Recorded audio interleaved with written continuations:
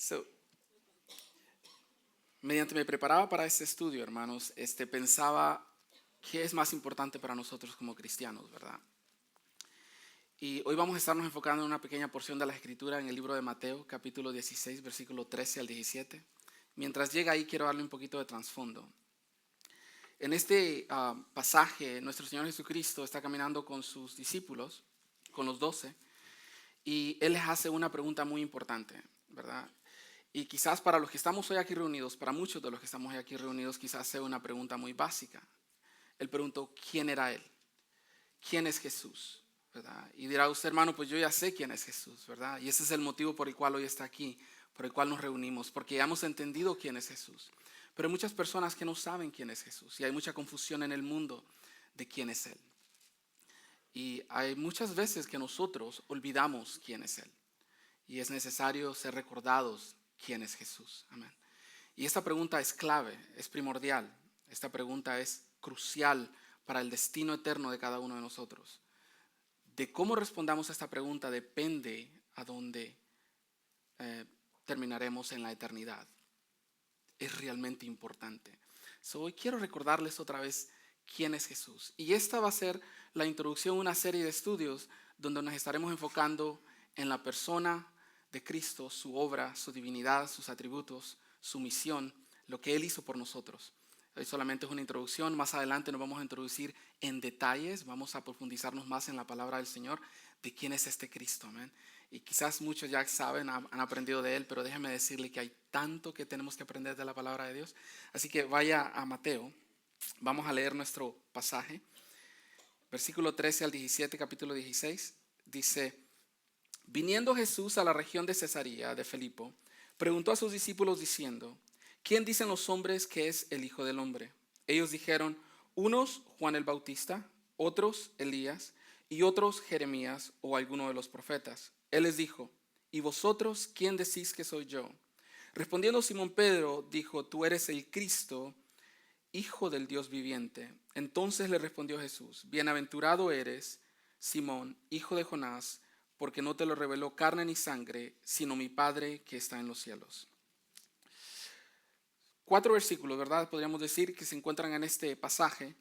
Y el Señor empieza en el versículo 13. Me gusta, no sé si ustedes, en el español tenemos las comas, punto y coma, punto, ¿verdad? Esta orden gramática es para podernos dar la facilidad de poder hacer pausas a medida que vamos leyendo. Eso me gusta porque en la palabra de Dios, los que tradujeron la palabra de Dios usan esto para hacernos pausar en estos puntos importantes. Y Jesús empieza en el versículo 13 dice: viniendo Jesús a la región de Cesarea de Filipo, y hace una pausa.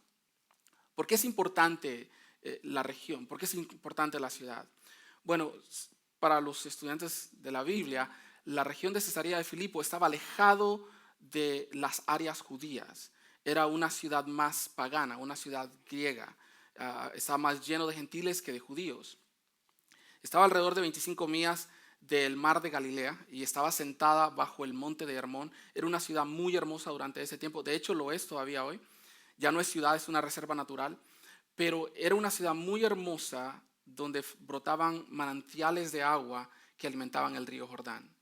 El Señor se apartó de la muchedumbre, de la multitud que le seguía, se apartó de los judíos que constantemente, los fariseos que constantemente querían, podríamos decir, debatir con él, y se alejó con sus discípulos a este lugar, un lugar alejado. Y nos dice en el versículo 13 que mientras iban en camino a esta aldea o a esta ciudad, que él les hizo la pregunta. Ahora, si entendemos y leemos la palabra de Dios, Jesús ya estaba al final de su ministerio público. Ya tenía 2 años y medio, alrededor de 2 años y medio cuando esto ocurrió en su ministerio público. Y él está literalmente haciéndole un examen a sus discípulos. Póngase a pensar por un momento, hermano. Estos hombres, estos 12 hombres, ya pasaron 2 años y medio con Cristo, viendo las obras que Él hacía, los milagros que Él hacía. Vivieron con Él durante 2 años y medio, comieron a su lado, durmieron a su lado. Porque déjenme decirle que ellos no dormían en cama, hermano. Dice la palabra, el mismo Señor nos dice, y Pablo nos dice que las piedras eran sus cabeceras. Estos varones conocen para ese tiempo, podríamos decir que conocían bien a Jesús, ¿verdad? Cuando tenemos un amigo y tenemos cierto tiempo de conocerlo, creemos que lo conocemos de cierta forma, ¿verdad? Tenemos un conocimiento más profundo de esta persona y ya tenemos muchos años con ellos. El Señor estaba probando el examen, estaba dándoles un último examen de quién Él era. Y el examen se basaba en una sola pregunta: ¿quién soy yo? En la segunda parte del versículo 13 pregunta a Jesús. Preguntó a sus discípulos diciendo: ¿quién dicen los hombres que es el Hijo del Hombre? ¿Quién dicen los hombres que es el Hijo del Hombre? Si nota, en nuestra versión Reina Valera dice hombres, ¿verdad? En algunas otras versiones dice gente. Pero la pregunta está en dos partes. Dice: ¿quién dicen los hombres que es el Hijo del Hombre? El Hijo del Hombre es una referencia al Mesías que es utilizada en el Antiguo Testamento por Daniel, en el capítulo 7, versículo 13. Cuando Daniel tiene esta visión en la noche, dice: aquí ve al Hijo del Hombre que viene descendiendo sobre una nube. Dice que llegó hasta el anciano de días.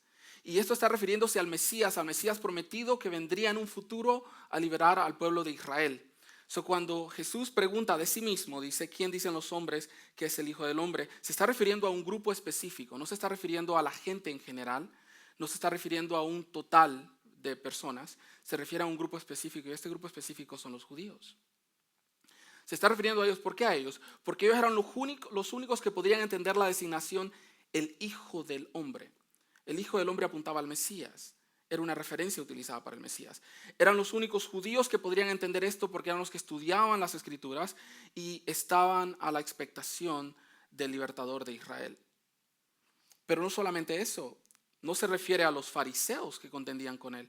Se refiere a aquellos judíos simpatizantes que simpatizaban con él, que quizás lo seguían, que quizás escuchaban sus enseñanzas.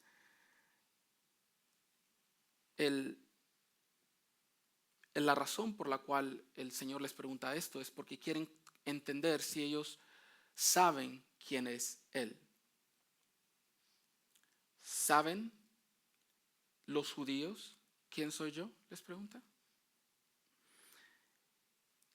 Déjeme decirle que estos judíos sabían quién Él era, nada más que lo rechazaban por quién Él era.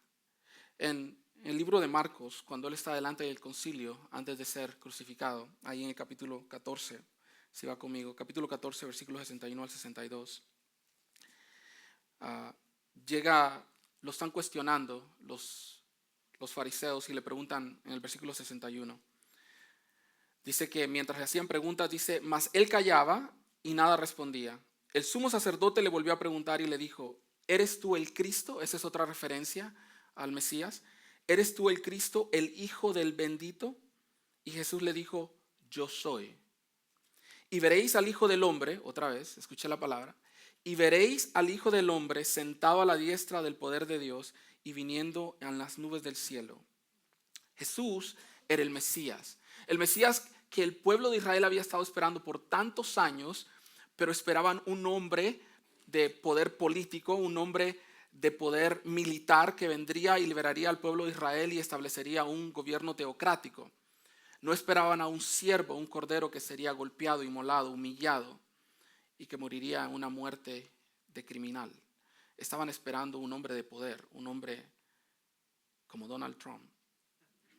No, ok. Qué serio.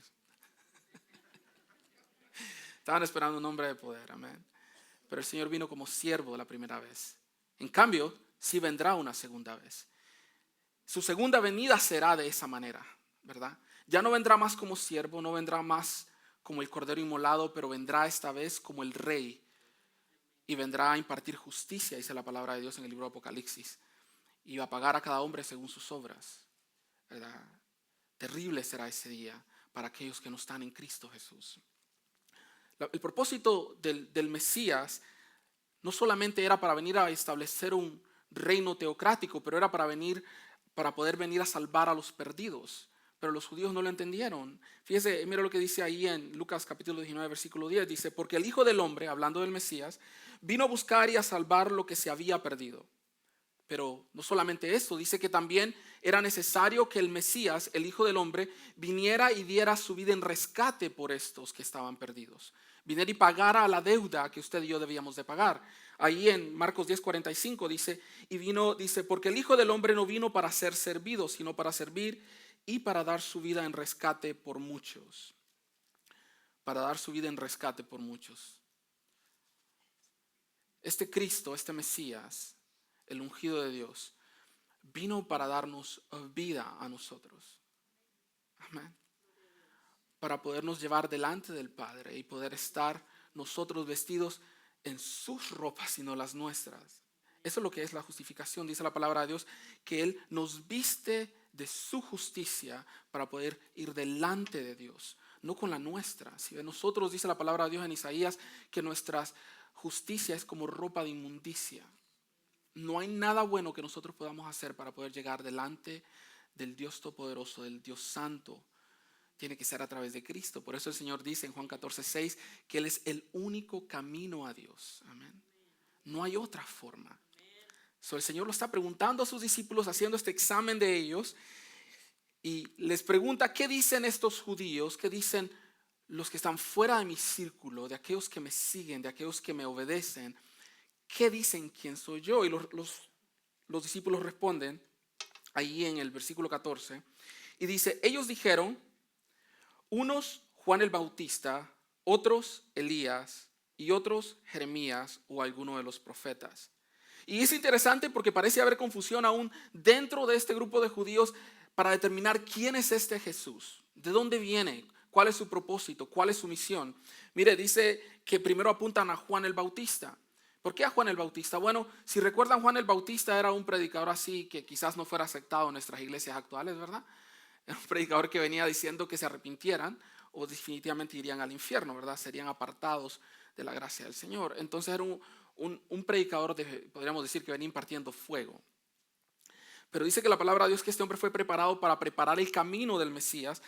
Cuando Juan Bautista fue decapitado, Herodes pensó que Juan había vuelto en Jesús.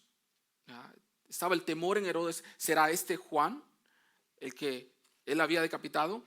Otros dicen que era Elías. ¿Por qué Elías? Porque Elías fue uno de los grandes profetas de la Biblia, uno de los dos profetas que no vio la muerte, que no murió, que no conoció la muerte. Dice la palabra de Dios que fue levantado en un carruaje de fuego y fue llevado al cielo delante del Señor. El otro es Enoc, para los que no conocían de esto, y dice que los otros es Jeremías. Bueno, Jeremías se basa en Segunda de Macabeos, ¿ya? Eso, ¿no? Pero es serio.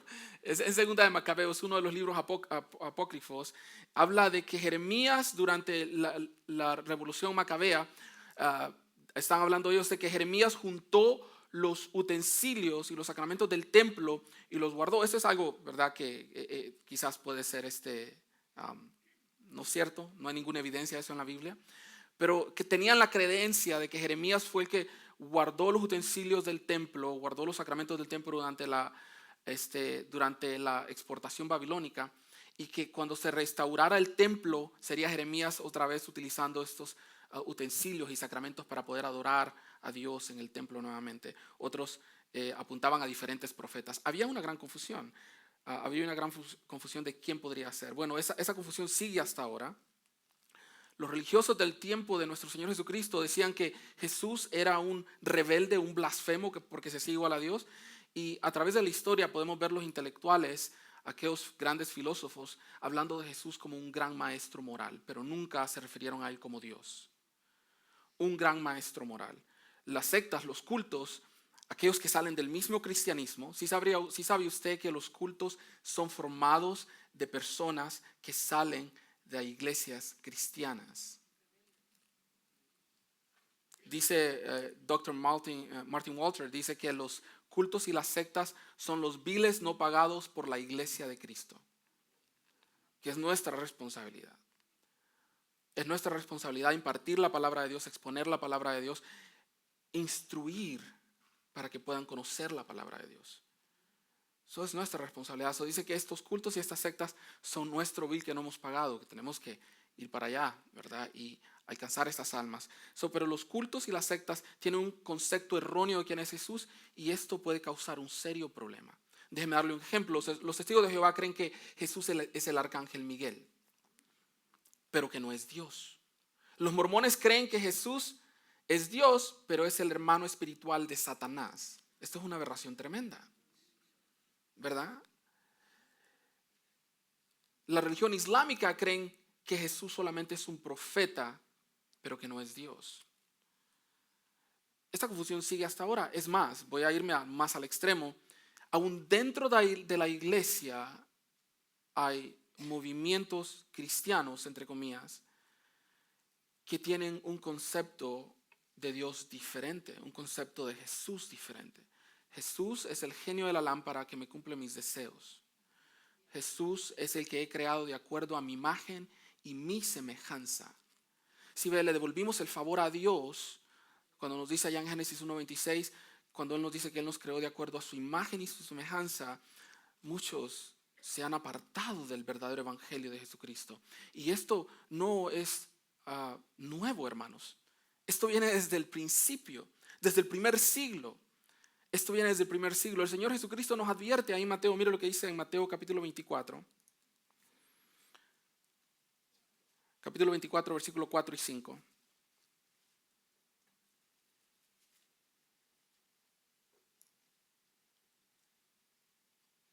Mire lo que dice.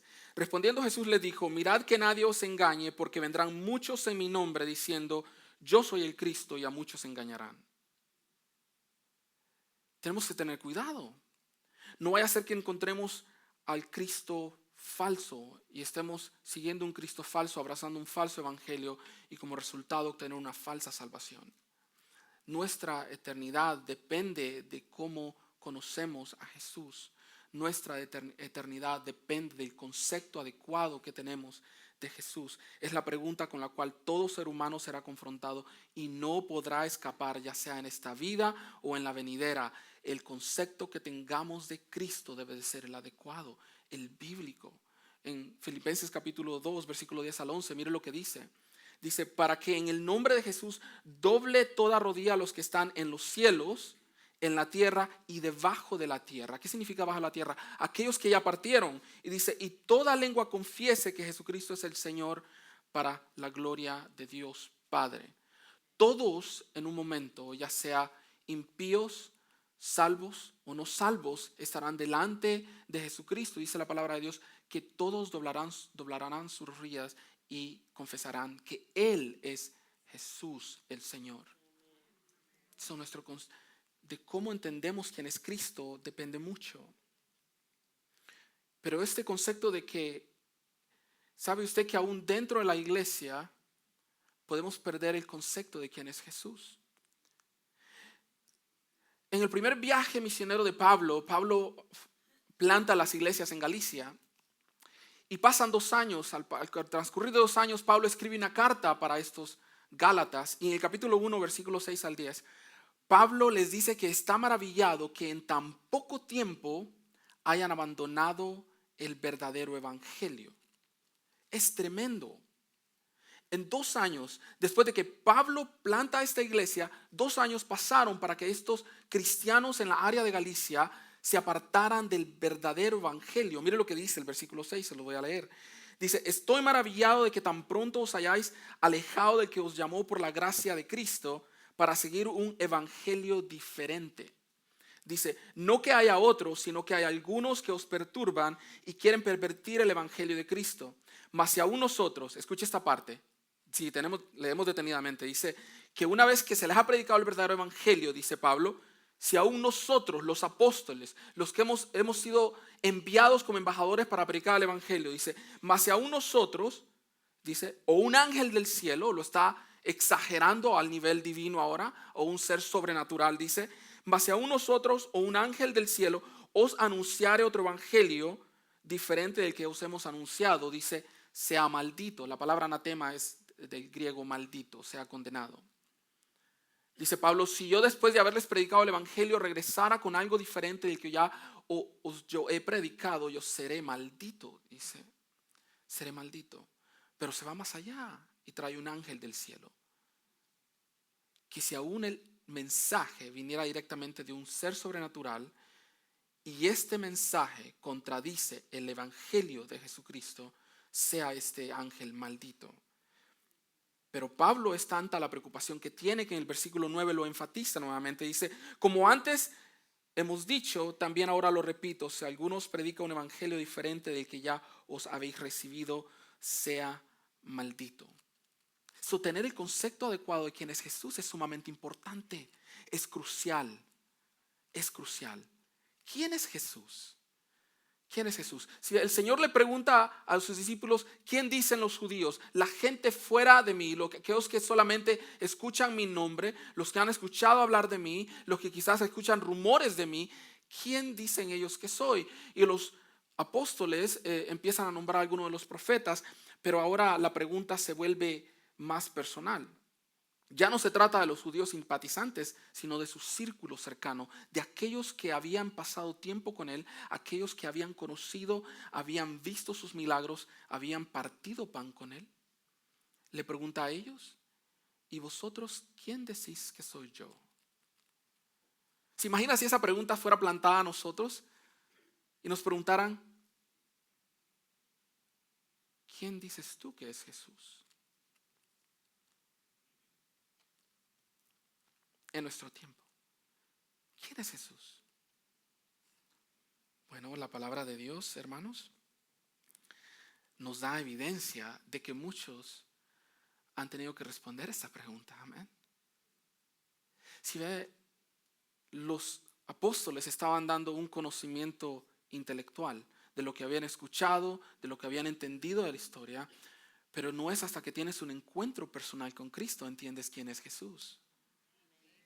Si quizás muchas veces escuchamos de Él, tenemos este conocimiento intelectual de quién es Jesús, porque quizás leemos, ¿verdad?, libros, la Biblia, pero realmente no ha habido un cambio transformador en nuestra vida, en nuestro corazón, para poder conocer de forma personal a este Cristo, de poder conocerlo de forma íntima, de forma profunda. ¿Quién es este Jesús? Siempre me gusta utilizar la vida de Pablo. Pablo fue este varón que tuvo ese encuentro personal con Cristo. ¿Por qué Pablo? Porque Pablo era uno de los perseguidores de la iglesia. Pablo era el que perseguía a la iglesia. Pablo era el que mataba a cristianos y los encarcelaba. De hecho, Pablo fue el que sostuvo las ropas de los judíos mientras Esteban era apedreado por los judíos, el primer mártir de la iglesia. Dice que él sostuvo las ropas para que estos hombres pudieran tener la fuerza y la habilidad y golpear con esas rocas de la forma más fuerte a Esteban. Este hombre dice en el capítulo 9 que él mismo que llevaba cartas de parte del Sanedrín para ir y buscar y encarcelar a los judíos, para buscar y perseguir a la iglesia. Pero dice que en ese camino a Damasco tuvo un encuentro personal con Cristo, con el Cristo resucitado. Amén. ¿Y qué pregunta cree que hizo Pablo cuando tuvo ese encuentro con Cristo? Mire lo que dice capítulo 9, versículo 5 de Hechos.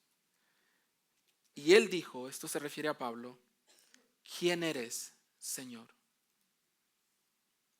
¿Quién eres? Y le dijo, yo soy Jesús a quien tú persigues.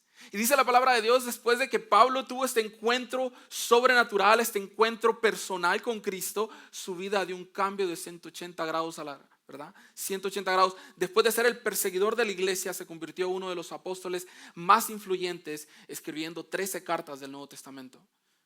Y el Nuevo Testamento se compone de 27. Literalmente casi la mitad fueron escritas por Pablo. Este hombre se convirtió en uno de los evangelistas más poderosos del primer siglo, convirtiendo iglesias en cada una de sus misiones. Esa es la obra transformadora de un encuentro personal con Cristo. Es lo que Cristo hace en su vida, en mi vida, en cada uno de nosotros cuando hemos decidido poner nuestra confianza en Él y hemos decidido conocerle de forma íntima, de forma personal, de forma espiritual. ¿Verdad?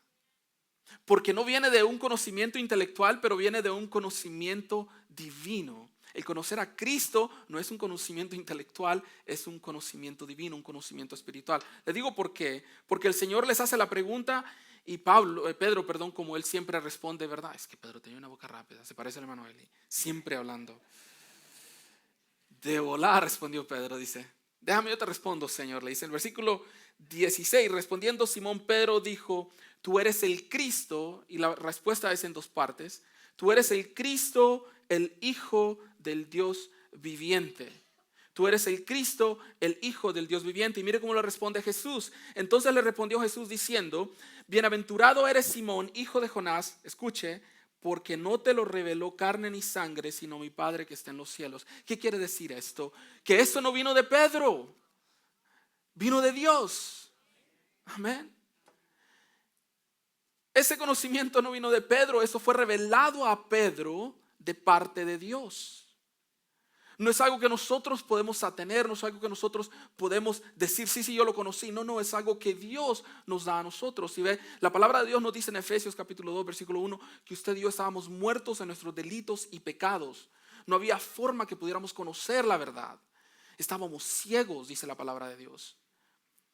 Pero fue hasta que Dios quitó la venda de nuestros ojos y nos dejó ver el evangelio, nos dejó ver quién era Cristo, que pudimos ver, ¿verdad? Cuando nos dio vida, cuando su Espíritu Santo entró y nos regeneró. Es cuando podemos encontrar, podemos ver la verdad hasta ese punto. Pero la respuesta la da en dos partes. Dice que Jesucristo es el Cristo y hace otra vez referencia al Hijo del Hombre, al Mesías que vimos al principio. Y si vamos a estudiar esto más profundamente en los siguientes estudios.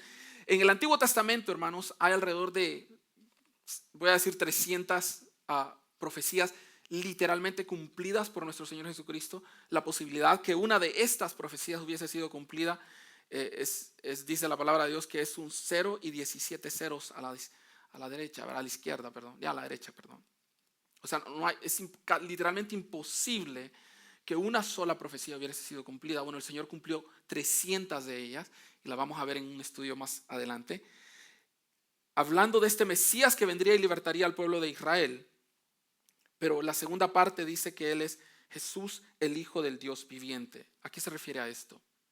Bueno, si seguimos leyendo las Escrituras en el libro, en los Evangelios, cuando se refiere al Hijo del Dios viviente, está igualando a este Hijo de la misma esencia y la misma naturaleza de este Dios.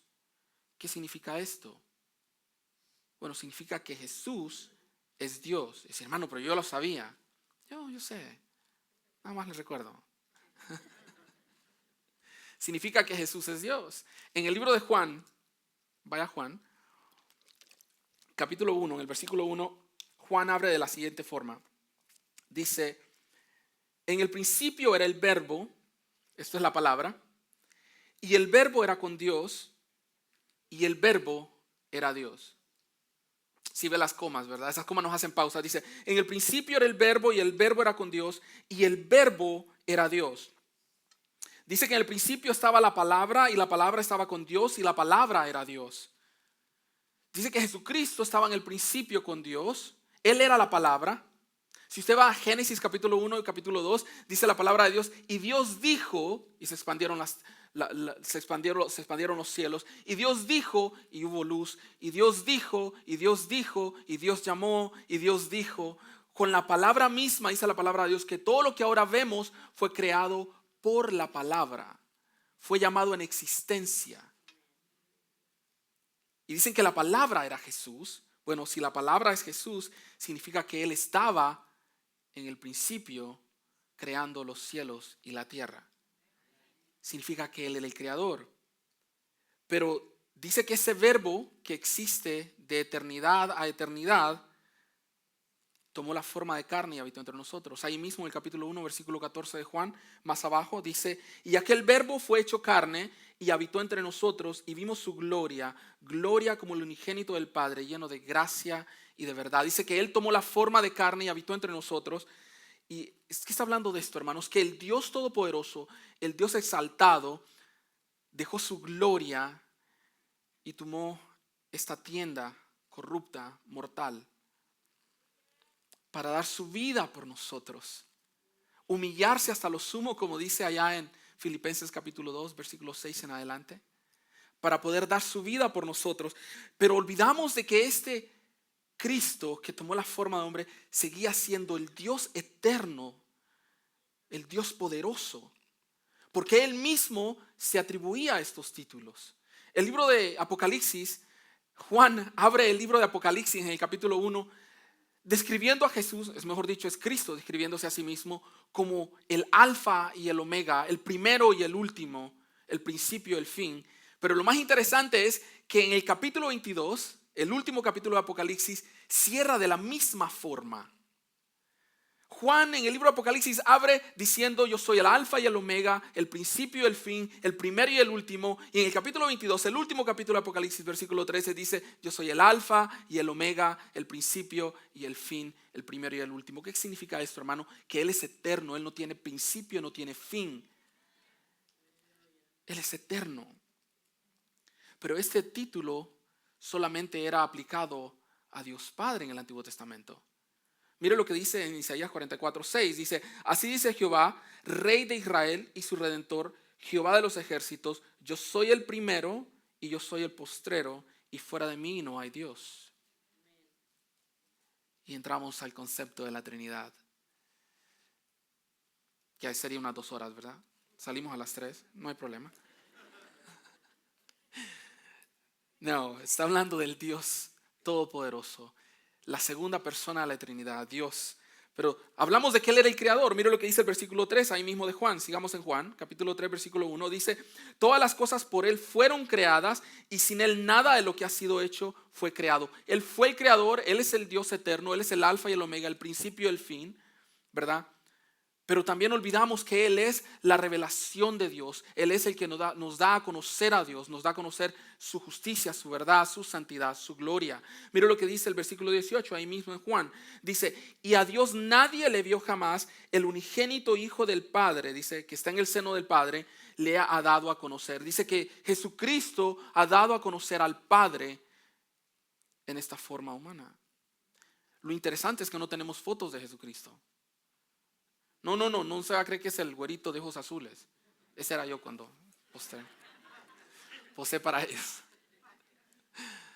No, nada que ver, no era el Jesús. No tenemos ninguna fotografía del Señor. Es más, si nos vamos al contexto histórico, quizás Jesús se puede decir que era de piel oscura, así trigueño, guapo como yo.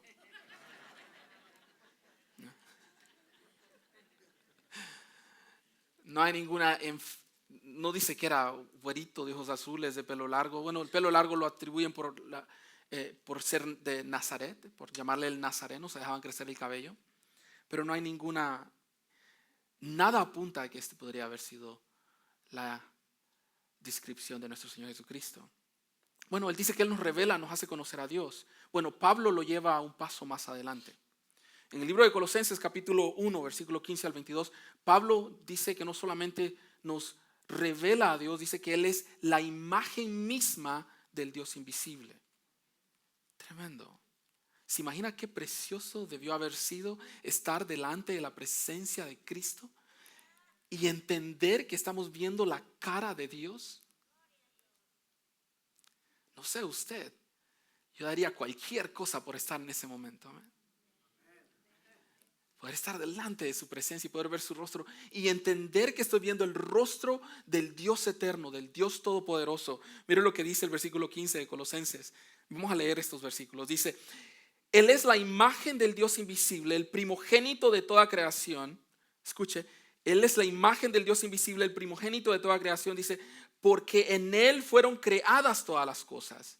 En Él fueron creadas todas las cosas, las que hay en los cielos y las que hay en la tierra. Ahora ponga atención a esta parte: visibles e invisibles. Aún las que no podemos ver con nuestro ojo natural, dice la palabra de Dios que Cristo tiene preeminencia, autoridad y poder sobre ellas. Estamos refiriendo a todo tipo de potestad, todo tipo espiritual en esta área que no podemos ver con el ojo natural, está bajo el dominio y la autoridad de Cristo. Dice: e invisibles, sean tronos, sean dominios, sean principados, sean potestades, todo fue creado por medio de Él y para Él, y Él es antes de todas las cosas, Él es eterno.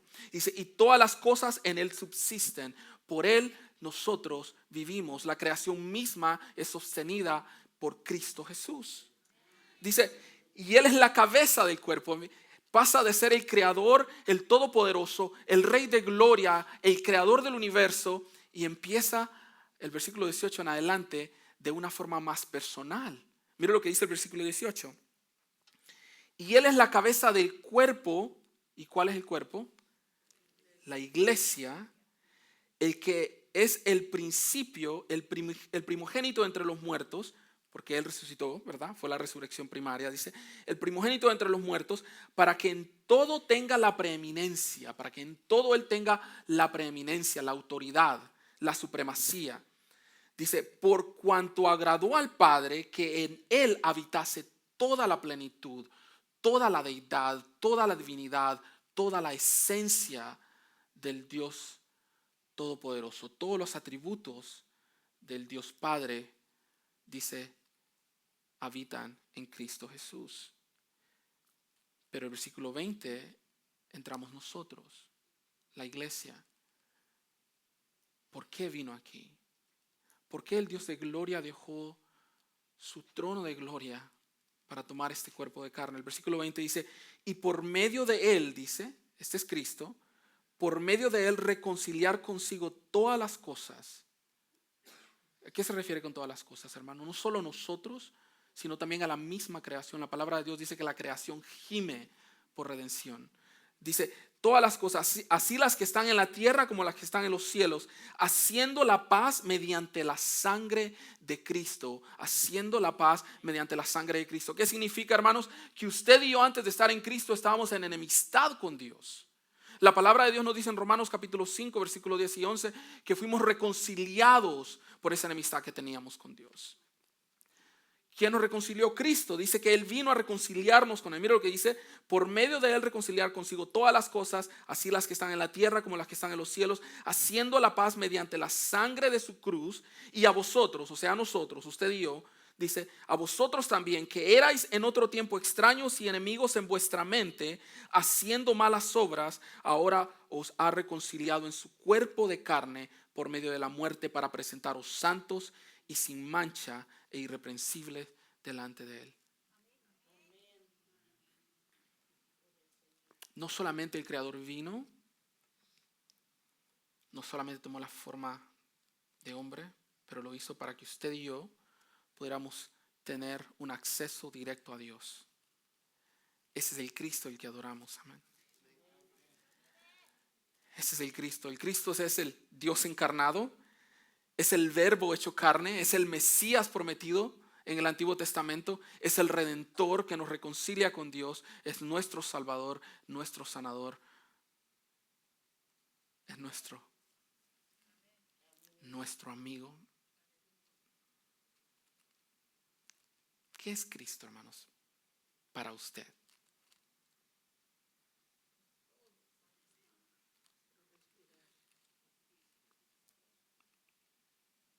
¿Quién es Cristo realmente?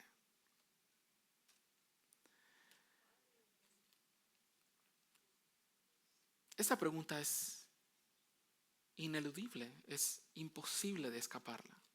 ¿Quién es Cristo? ¿Quién es Jesús? A través de la Biblia hemos atravesado y hemos aprendido que Él es Dios, de que Él es el Mesías, nuestro Redentor, nuestro mediador. Pero realmente, ¿verdad? Si entendíamos este concepto de Cristo, entendíamos este concepto de Dios. Cuando estamos enfrentados en las calles, tenemos nosotros estamos sirviendo en el ministerio de puerta a puerta. Y cada vez que nos encontramos con alguien, siempre tiene un concepto inadecuado de quién es Jesús.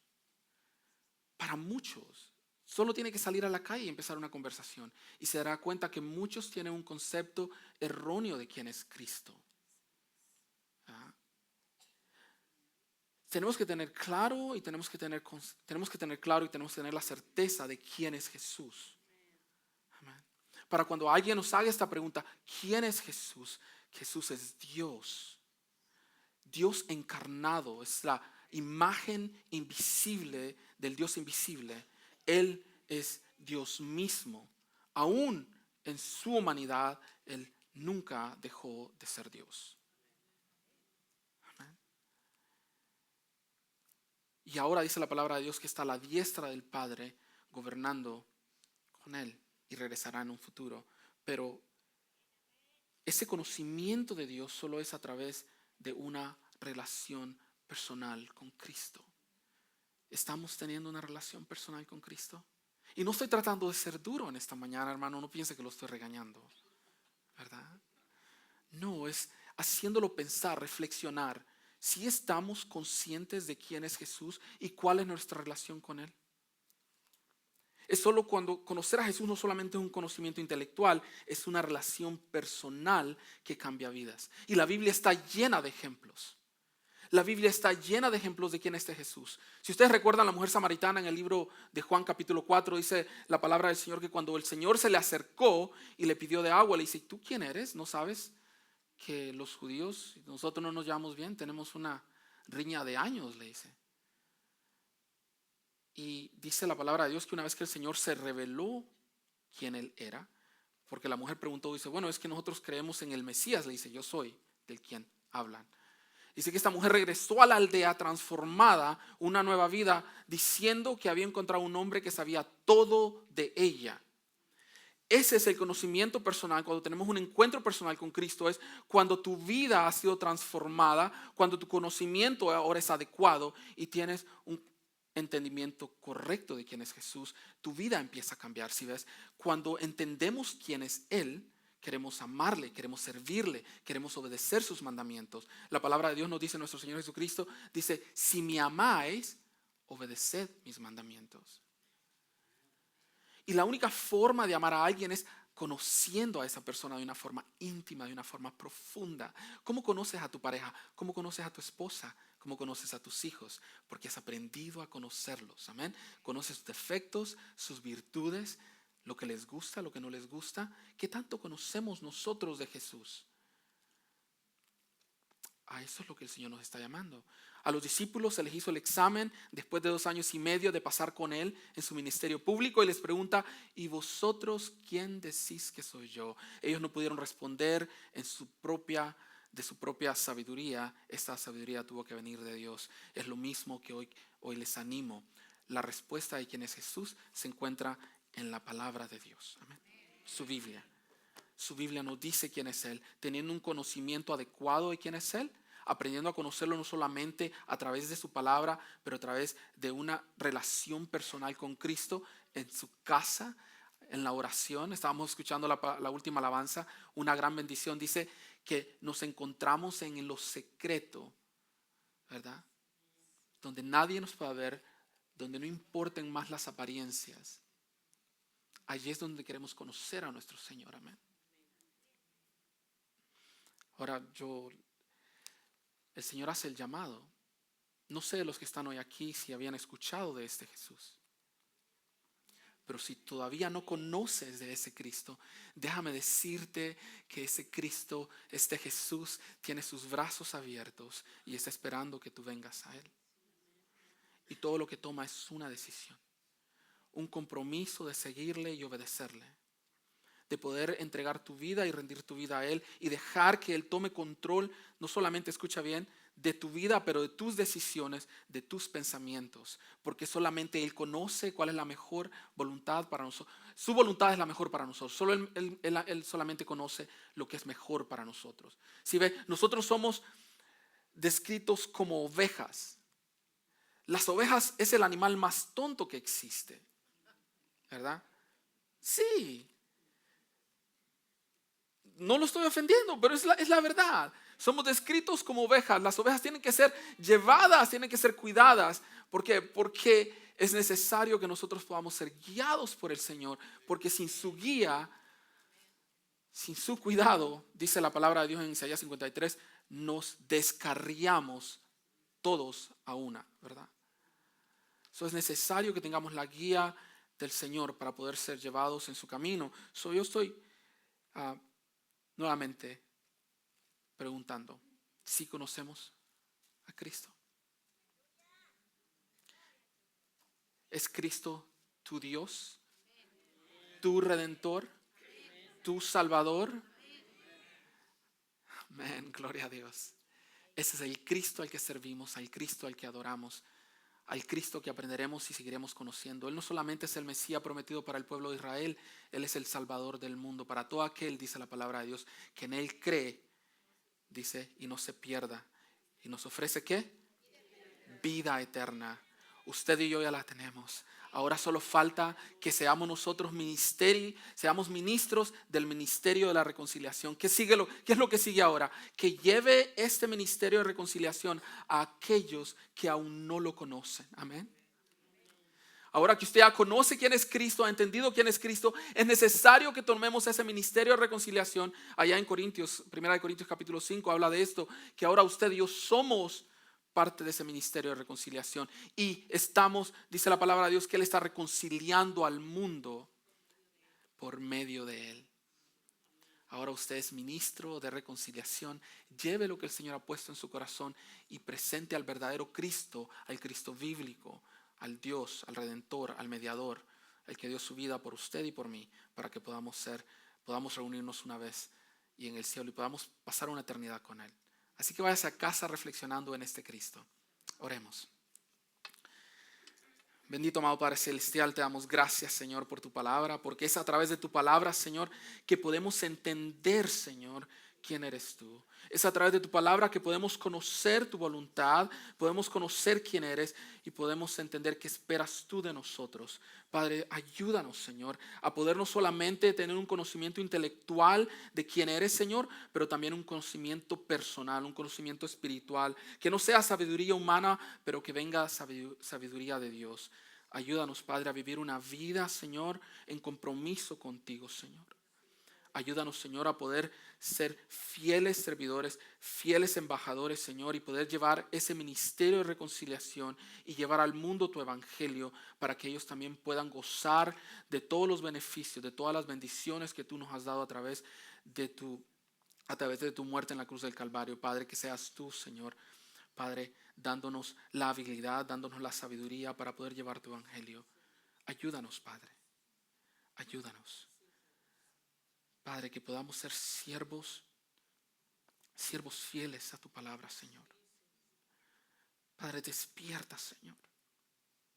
Tu palabra dice, Señor, que los tiempos se están poniendo cada vez más peores. En Romanos capítulo 13, Señor, tu palabra nos dice que nuestra salvación está más cerca aún que cuando creímos.